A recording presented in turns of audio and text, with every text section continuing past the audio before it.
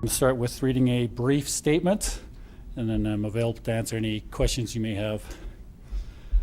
We have laid additional charges against a man in relation to the attempted online luring of a young teen. In October 2013, the man was charged following a 2-month investigation by the CPS Vice Unit.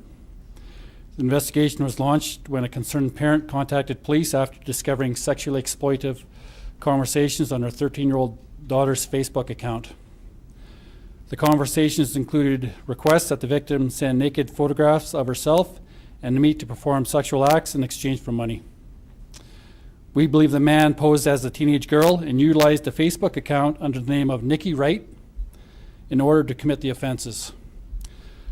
Subsequent investigation revealed a second victim, a 14-year-old girl, had also been befriended by the accused utilizing the Facebook profile named Nikki Wright. Similar to the first investigation, it is alleged the accused attempted to lure the teenage girl via the internet into performing sexual services in exchange for money.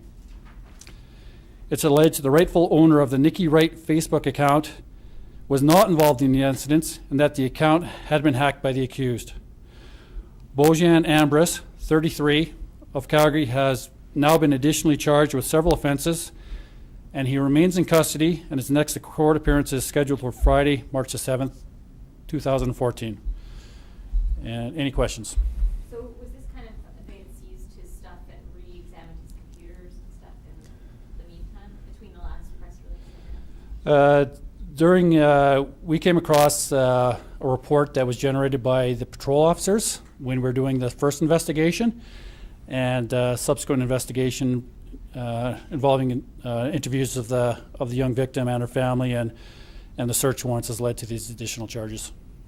So it was, but did you get somebody to kind of go through his computer and stuff? That's kind of where this came from? We've been in the process of going through his cell phones and computers that we seized during the search warrant when we arrested him in October, and as of yet we have not completed all those searches, but we're in the process of doing so. Do you think there's any other victims? We so far to date we have between 20 to 35 additional photos of young girls in various states of undress that we have no idea who they are. So we are asking that any parent that is watching this release or reading about this release to talk to their teenage girl and see if they were ever friends with an account holder on Facebook by the name of Nikki Wright, and to have those crucial conversations and then contact the CPS Vice Unit. 35 different photos of 35 different girls in the photos. Well, it's up to 35 photos. We don't know if they're different girls because not all the photographs are of headshots.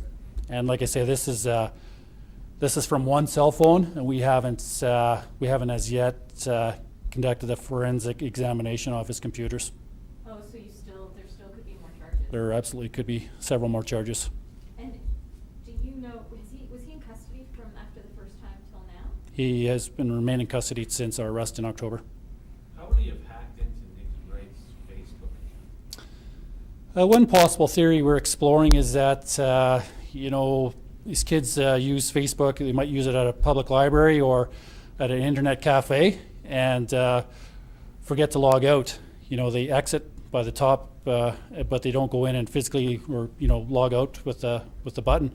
And if the accused happened to be in that same vicinity and watched a young girl walk away, then he would have access to the computer and then change the passwords. How much of a rise have you seen in this type of behavior with the advent of smartphones and young people carrying smartphones with them pretty much all the time? Well, it's going to be huge. The trend now is for what they're calling the selfies out there. Everybody seems to be taking photos of themselves, and they get posted online. And in these particular cases, these young victims were thinking they were exchanging photographs with another teenage girl. And that's another message to parents out there. Talk to your kids, because the person on the other end of the keyboard and the computer isn't always who they say they are. Yeah. Has it risen a lot, though, in terms of use of smartphones as opposed to, you used to have to sit in front of a computer to share pictures and stuff like that. Now is it a lot easier with smartphones? Smartphones have made everything, not just the convenience of everyday living, but also for the criminals to commit their acts. Just to be clear, so the accused did not know Nikki Wright herself? No, none of the accused. And the name Nikki Wright. That's that's the name of the Facebook account holder, and I want to stress that the name Nikki Wright is the name of the Facebook account holder.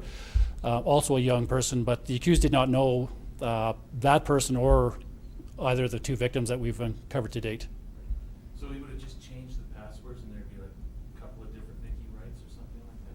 Or Well, he changed he assumed her identity? Yeah. But how could he do that more than once then after that? Or? Well, he got control of that Facebook account, and then when the real holder of that account went to log in and realized something was wrong with it, unfortunately they just created another Facebook account.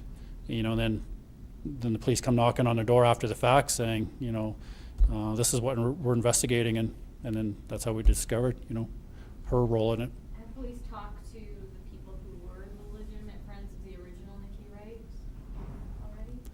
already?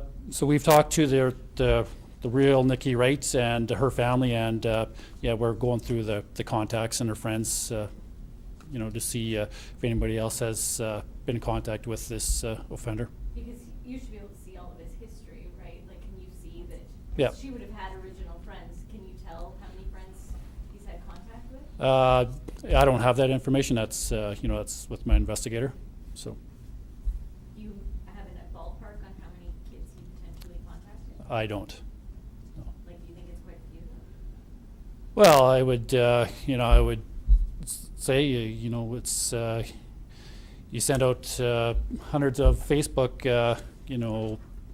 messages and see if somebody bites. So potentially, sure. What's the reaction you're getting from these parents? Because it must be pretty scary for them. Well, it is scary. It's frustrating for the account holder of the Nikki Wright account, because their family's being looked at in a negative light, and they're victims in this. And these other parents of the other victims, it's just too easy for sexual predators to hide online these days. And it's as a parent, it's very concerning that their teenage daughters were communicating with this individual and sending pictures. Any idea of an age range of the victims from youngest to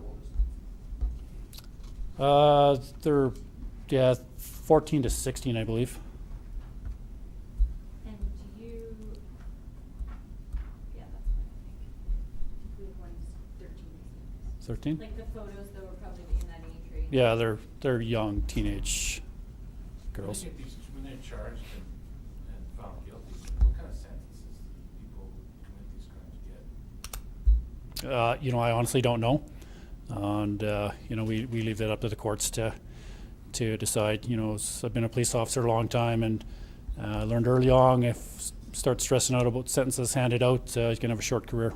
Was ICE involved at all with it? ICE was involved in it, as we've laid a couple of possession of child pornography, and we always consult with the experts. And yes. Do you get a lot of cooperation from the company, from Facebook, we'll say, in terms of once your investigation is ongoing? Are they cooperative with your detectives? Yep, Facebook has been very cooperative. And, sorry, ICE, are they still involved with looking at the computer then, or is that just yes? The Technological Crimes Unit is looking after the computers. What? Oh, cool. All right. Thank you.